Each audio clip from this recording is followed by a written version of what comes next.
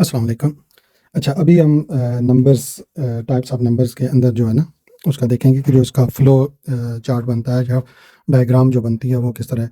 Actually इस diagram का जो पर्पस होता है ये होता है कि आपको एक तो अच्छी तरह मेमोराइज़ हो जाए कि ये नंबर सिस्टम बना किस तरह है, कौन-सा नंबर किस सीक्वेंस के बाद कौन-सा नंबर आता है। और दूसरा ये होता है कि आपको ये आइडिया हो जाए कि ये इसमें किस तरह पूरा एक उसका फ़्लो है, तो नंबर्स का। तो जो जब हम नंबर्स की बात करते हैं तो नंबर्स के अंदर 2 तरह के नंबर आ जाते हैं, एक रियल नंबर आ जाते हैं और एक इमेजिनरी आ जाते हैं। इमेजिनरी अब पहले हम डिस्कस कर लेते हैं। अब इमेजिनरी नंबर कौन से होते हैं? ऐसे रूट्स जिनके अंदर नेगेटिव वैल्यूज़ आ जाएँ, उनको हम इमेजिनरी नंबर्स कहते हैं। जैसे एग्ज़ाम्पल मैं देता हूँ कि अंडर रूट -3 आ जाए। अब अंडर रूट -3 जो है अगर आप इसको सॉल्व करेंगे ना, तो डायरेक्टली ये सॉल्व नहीं होगा। इसलिए इसको इमेजिनरी नंबर कहा जाता है। तो इसको आपने मैट्रिक के लेवल पे यकीनन ये पढ़ा होगा कि इमेजिनरी नंबर को किस तरह टैकल किया जाता है। तो इमेजिनरी नंबर को टैकल करने के लिए क्या किया जाता है कि आप ये करते हैं कि अंडर रूट 3 जो है, इसको आप पॉज़िटिव कर देते हैं और इसके साथ मल्टीप्लाई कर देते हैं आप अंडर रूट -1 को। अब अंडर रूट -1 जो है, अगर आप इसको सेपरेट कर लें यहाँ से थोड़ी देर के लिए, देखिए हम ये करते हैं, हम ये कहते हैं कि अंडर रूट -1 जो है, ये इक्वल होता है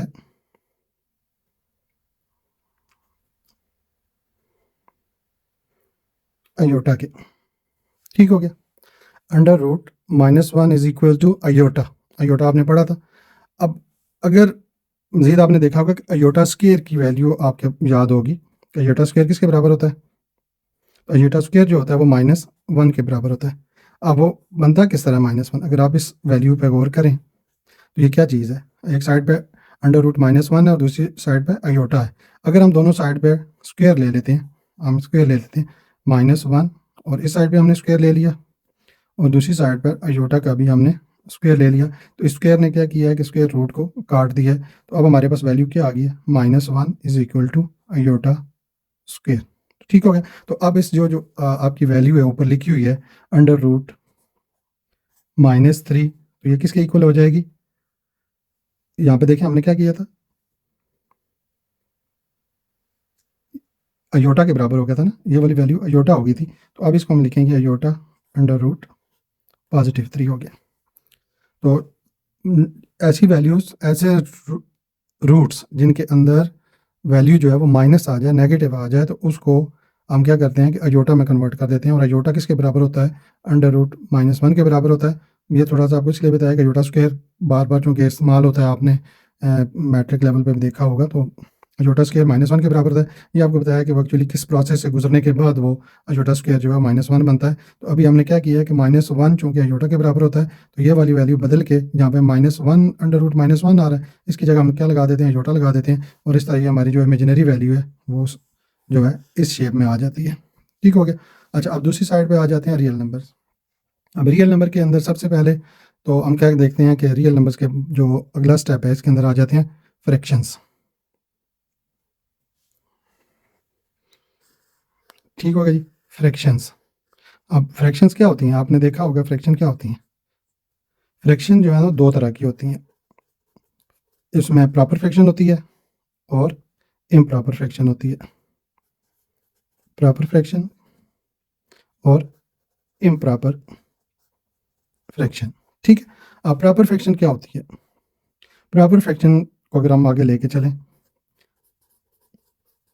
प्रॉपर फ्रैक्शन, प्रॉपर फ्रैक्शन में फर्ज करें मैं एग्जांपल देता हूँ, लिखा होता है 2/5। अब 2/5 में देखें, अगर आप इसका न्यूमरेटर देखें यानी कि ऊपर वाली वैल्यू देखें तो वो छोटी है और इसका डिनोमिनेटर देखें तो वो यानी कि नीचे वाली वैल्यू जो इसको डिवाइड कर रही है वो बड़ी है। तो ऐसे वैल्यूज़ जिनमें न्यूमरेटर जो है वो छोटा होता है और डिनोमिनेटर बड़ा होता है, इसको प्रॉपर फ्रैक्शन कहा जाता है। और प्रॉपर फ्रैक्शन की वैल्यू की लिमिट क्या होती है? प्रॉपर फ्रैक्शन की वैल्यू की लिमिट ये ग्रेटर देन 0 होता है एंड लेस देन 1 होता है। यानी कि 0 से ये बड़ा होता है और 1 से छोटा होता है। तो अगर इसको आप फ़र्ज़ करें नंबर लाइन के ऊपर आप इसको रिप्रेजेंट करना चाहेंगे तो देखें ये किस तरह होगा। फ़र्ज़ करें ये मैं कहता हूँ ये 0 है, ये 1 है, ये 2 है। तो अब मैंने जैसे पहले आपको बता दिया है कि जो प्रॉपर फ्रैक्शन होता है उसकी जो वैल्यू लिमिट होती है वो 0 से बड़ी और 1 से छोटा होता है। तो अब इसको हम क्या करेंगे, इस नंबर लाइन के ऊपर रिप्रेजेंट करेंगे। तो ये 0 और 1 के दरमियान इसकी प्लेसिंग होगी, जहाँ दरमियान में हम इसको कहीं लिखेंगे। तो उसका लिखने का तरीका आपको मैं बता देता हूँ कि जो नीचे वाली वैल्यू होती है इतने आप इसके अंदर बॉक्सेस बना लेते हैं। 5 बॉक्सेस हम बना लेंगे, 1 2 3 4। 4 लाइन्स लगाएंगे तो 5 बॉक्सेस बन जाएंगे। देखिए 1 2 3 4 5। और जो ऊपर वाली होती है, आपने जो इसका पॉइंट होता है, ये पहला पॉइंट है, ये दूसरा पॉइंट है, क्योंकि पॉजिटिव वैल्यू इसलिए हम किधर चलेंगे, राइट साइड पर चलेंगे। ठीक हो गया। तो ये कहाँ पे हमारा पॉइंट आएगा, ये 2 के ऊपर आ जाएगा, ये 2 ये आ जाएगा हमारा। ठीक हो गया। तो ये हमारा प्रॉपर फ्रैक्शन है। तो अभी जैसे आपको बताया कि 0 से बड़ा और 1 से छोटा होता है। दूसरी साइड पे अभी चलते हैं इम्प्रॉपर फ्रैक्शन। यहाँ से इसको हम इधर ले आते हैं कि इम्प्रॉपर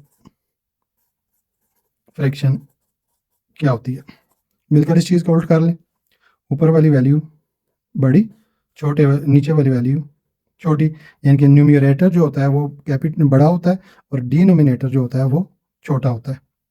अच्छा, ये वैल्यू जो है ना, इसको आप देखें, इस तरह इसको हमने बड़े आसानी के साथ जो है ना नंबर लाइन के ऊपर रिप्रेजेंट कर दिया। लेकिन इसको अगर आप डायरेक्टली रिप्रेजेंट करना चाहें तो ये आपसे डायरेक्टली रिप्रेजेंट नहीं होगा। फर्ज करें मैं अगर कोशिश करूँ, जैसे मैंने आपको पहले बताया था, अब ये देखें नंबर लाइन लगाएं, ये नेगेटिव साइड है, ये पॉजिटिव साइड है, ये हम 0 इसका ले लेते हैं, इधर हम इसका ये 1 ले लेते हैं, इधर ये 2 ले लेते हैं, ये -1 ये -2।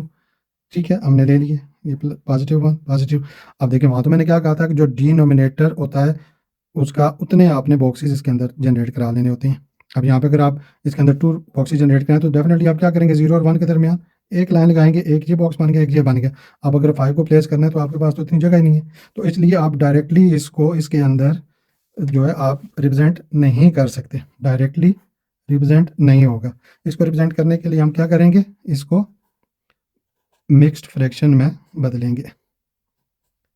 मिक्स्ड फ्रैक्शन, अब मिक्स फ्रैक्शन आपने पढ़ी होगी, दोबारा आपको रिपीट भी करा देता हूँ। अब मिक्स फ्रैक्शन क्या होती है, जैसे यहाँ पे वैल्यू क्या थी, हमारे पास वैल्यू थी 5 डिवाइडेड बाय 2। तो ये क्या, कौन सी वैल्यू थी, इम्प्रॉपर वैल्यू थी ना, इम्प्रॉपर फ्रैक्शन था। तो इसको हम किस में बदलने लगे, इसको हम मिक्स्ड फ्रैक्शन के अंदर बदलने लगे। मिक्स्ड फ्रैक्शन, मिक्स्ड फ्रैक्शन बदलने का वेरी सिंपल वे कि आपने 5 को अंदर रखा, जिस तरह हम नॉर्मली डिवाइड करते हैं उसी राइट्स को डिवाइड करेंगे। 2 से मैंने इसको डिवाइड किया तो ये कितनी दफ़ा डिवाइड हुआ जी, 2 2 आर 4, और पीछे मेरे पास रिमाइंडर्स में क्या आ गया, 1 आ गया। तो अब ये वाली वैल्यू क्या होती है, होल नंबर होता है, और ये वाली आप इसको इस तरह लिखेंगे 2 होल 1/2। अब देखिए इसमें ये जो नंबर होता है ये आपका क्या होता है, होल नंबर होता है। ठीक हो गया, ये होल नंबर का, ये नंबर का साइन होता है। और ये वाला पोर्शन अगर आप इसका देखें, ये जिस 1/2 है, तो ये अब प्रॉपर फ्रैक्शन बन गई है, प्रॉपर फ्रैक्शन ये बन गया। ठीक हो गया। अब देखिए, अब इसको अगर आप नंबर लाइन के ऊपर रिप्रेजेंट करेंगे तो अब आपके लिए बिल्कुल मुश्किल नहीं होगा। मैं दोबारा इधर नंबर लाइन बना देता हूँ, ये पॉजिटिव साइड, ये नेगेटिव साइड, दरमियान में हम 0 प्लेस करेंगे, 1 2, और ये मैं कह देता हूँ ये 3 है, इस तरह 4 है, इधर -1 -2 -3, ये 1 है, ये 2 है, ये 3 है। अब देखिए होल नंबर 2 मेरे पास आया हुआ है, तो अब डायरेक्टली होल नंबर 2 तो मेरे पास आया हुआ है, तो मैं यहाँ पे ये 2 के पास पहुँच गया। ठीक है, अब जो ये इसका अगला फ्रैक्शन है, ये जो प्रॉपर फ्रैक्शन अब इसकी बनी है, ये अब 2 और 3 के दरमियान होगी। जिस तरह पीछे हमने क्या लिखा था, 2/5। तो अब देखें ना, अगर उसका होल नंबर देखें तो क्या है, 0 था, इसलिए 0 और 1 के दरमियान हमने उसको प्लेस कराया था। इसका होल नंबर क्या आ रहा है, 2 आ रहा है, तो अब 2 और 3 के दरमियान इसको प्लेस करेंगे। उसमें अब क्या कह रहा है, डिनोमिनेटर उसका कितना है, 2 है, तो इसके हमें 2 बॉक्सेस चाहिए, और ऊपर 1 है इसके न्यूमरेटर, तो ये 1 एक ही इसमें बन रहा है, तो ये इधर आ जाएगा। तो अब यहाँ पे हम ये लिख सकते हैं, डायरेक्ट वो वैल्यू लिखना चाहें तो वो भी आप लिख सकते हैं, 5/2 या साथ इक्वल का साइन डाल के आप लिख देंगे 2 होल 1/2। तो इस तरह आपने प्रॉपर जो इम्प्रॉपर फ्रैक्शन है उसको मिक्स फ्रैक्शन में कन्वर्ट करते हैं, और इस तरह आप इसको प्लेस कर सकते हैं। बाकी आप अगर इसको कैलकुलेटर से भी डिवाइड करें तो वहाँ पे भी आपके पास, अगर यही चीज़ अगर मैं 5/2 बाई कैलकुलेटर इसको डिवाइड कराता हूँ तो आपके पास 2.5 आएगा। तो अभी यहाँ भी अगर आप देखें तो देखें हमने 2.5 यानी कि 2 और आगे हाफ, तो अगले पोर्शन का हमने ये हाफ कर दिया। तो इस तरह भी आप इसको इसमें प्लेस करा सकते हैं। ठीक है, अभी तो हमने क्या चीज़ पढ़ ली है जी, पीछे दोबारा देखते हैं हमने पढ़ा नंबर्स और उसमें इमेजिनरी नंबर के साथ हमने पढ़ी रियल नंबर्स। रियल नंबर का जो सबसे पहला स्टेप आता है वो आते हैं फ्रैक्शंस, और फ्रैक्शंस के अंदर दो चीज़ें होती हैं, या वो प्रॉपर फ्रैक्शन होगा या इम्प्रॉपर फ्रैक्शन होगा। वो हमने देख लिया है कि वो क्या चीज़ होती है। अच्छा, प्रॉपर फ्रैक्शन और फिर प्रॉपर फ्रैक्शंस के बाद हम आ जाते हैं फ्रैक्शन आगे मूव किधर करता है।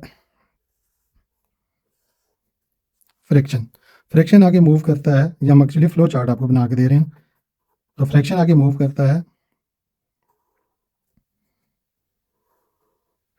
रैशनल और इरेशनल नंबर्स में। कौन से जी? रैशनल और इरेशनल नंबर, इरेशनल नंबर्स। ठीक है, अब हम देखेंगे कि रैशनल नंबर्स कौन से होते हैं और इरेशनल नंबर्स कौन से होते हैं। तो जो डेफिनेशन है वो ये है कि ऐसे नंबर्स जिनको पी बाई क्यू की फॉर्म में लिखा जा सके, ऐसे नंबर्स को रैशनल नंबर्स कहा जाता है।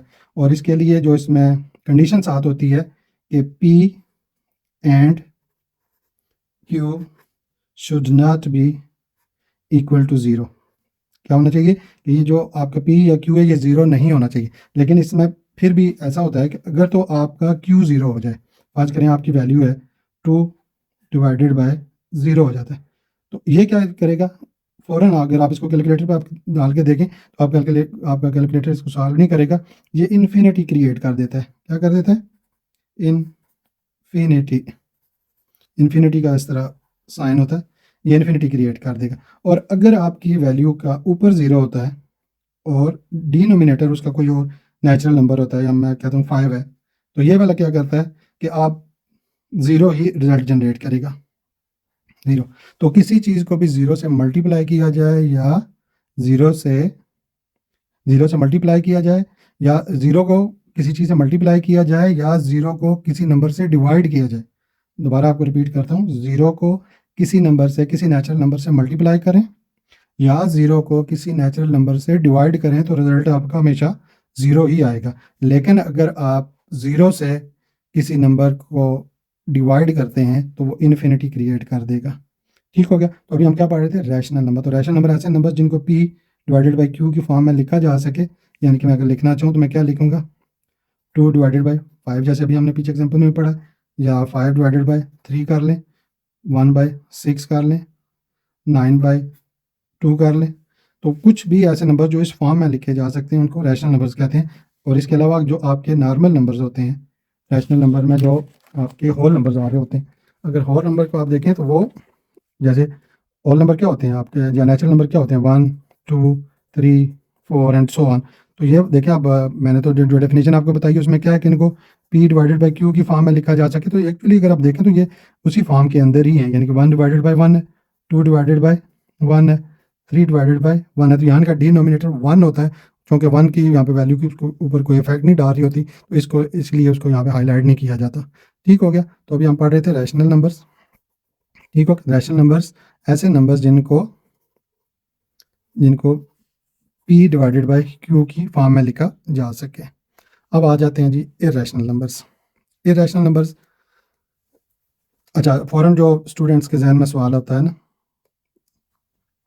कि ऐसे नंबर्स जिनको पी डिवाइडेड बाई क्यू की फॉर्म में ना लिखा जा सकता। आप जब भी बच्चों से सवाल करें तो आगे से फ़ौरन यही जवाब देते हैं कि ज़ाहिर रैशनल नंबर में उन्होंने ये डेफिनेशन सुनी होती है कि ऐसे नंबर्स जिनको पी डिवाइडेड बाई क्यू की फॉर्म में लिखा जाए वो रैशनल नंबर्स होते हैं। तो आगे से फ़ौरन वो कह देते हैं जिनको पी डिवाइडेड बाई क्यू की फॉर्म में ना ले आता, कि ये आंसर गलत है। ऐसा बिल्कुल नहीं कहना, इनकी अलग से एक डेफिनेशन है जो आपके आगे आगे एग्जाम्पल्स हम पढ़ेंगे, आप उसमें देखेंगे। तो इरेशनल नंबर्स को पी डिवाइडेड बाई क्यू की फॉर्म में ही लिखा जाता है, क्योंकि आपके जो रियल नंबर्स हैं उनको तो रिप्रेजेंट करने के लिए ये तरीका है उनका।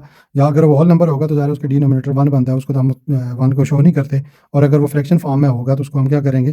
पी डिवाइडेड बाई क्यू की ही फॉर्म में लिखेंगे। तो अब इरेशनल नंबर्स जो होते हैं वो सबसे पहले जो इरेशनल नंबर है वो पाई है। पाई पाई जो है ये इरेशनल नंबर है। ठीक हो गया, पाई है। और दूसरा, ऐसे रूट्स जो परफेक्ट नहीं है, वो स्क्वायर रूट हों या क्यूब रूट्स हों। अब आपको बताता चलूँ कि जो परफेक्ट स्क्वायर्स क्या होते हैं। अब देखिए, सबसे पहले तो आपको डिफाइन चलें, ये एक तो हो गया पाई, और दूसरा ऐसे रूट्स जो परफेक्ट स्क्वायर नहीं है।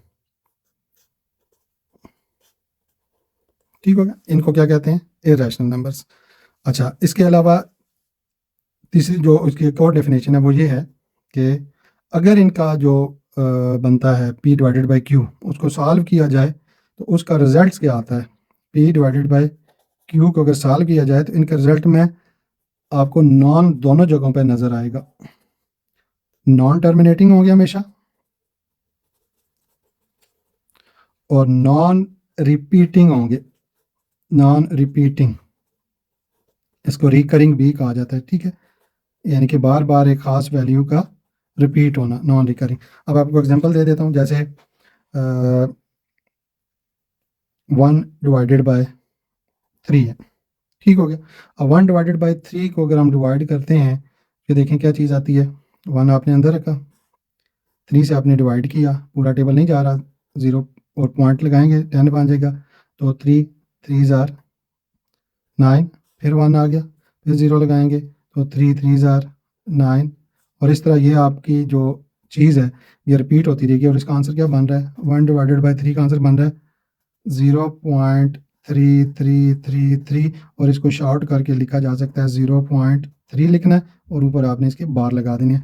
ये शो करता है कि आपका ये जो नंबर है ये बार बार रिपीट हो रहा है। लेकिन देखें अब यहाँ पे क्या चीज़ आ गई है, हमने क्या डेफिनेशन पढ़ी थी कि रैशनल नंबर की डेफिनेशन क्या होती है, नॉन टर्मिनेटिंग होते हैं। अब ये नॉन टर्मिनेटिंग तो है लेकिन नॉन रिपीटिंग नहीं है, ये रिपीट हो रहा है, रिकरिंग हो रही है, तो इसलिए ये नंबर किसके अंदर चला जाएगा, ऑटोमेटिकली रैशनल नंबर के अंदर हम इसको प्लेस करेंगे।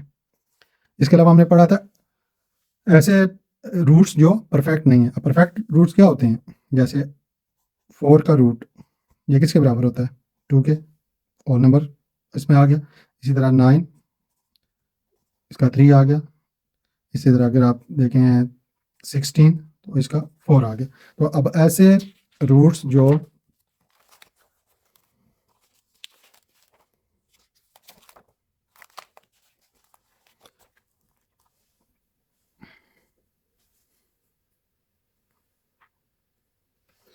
अच्छा, हम इरेशनल की हम पढ़ रहे थे, तो इरेशनल के देखिए मैंने क्या आपको बताया था कि इरेशनल नंबर्स जो हैं ऐसे नंबर्स होते हैं जो जिनके एक तो उसमें पाई आ जाता है, दूसरा ऐसे रूट्स जो परफेक्ट रूट्स नहीं होते, ठीक हो गया।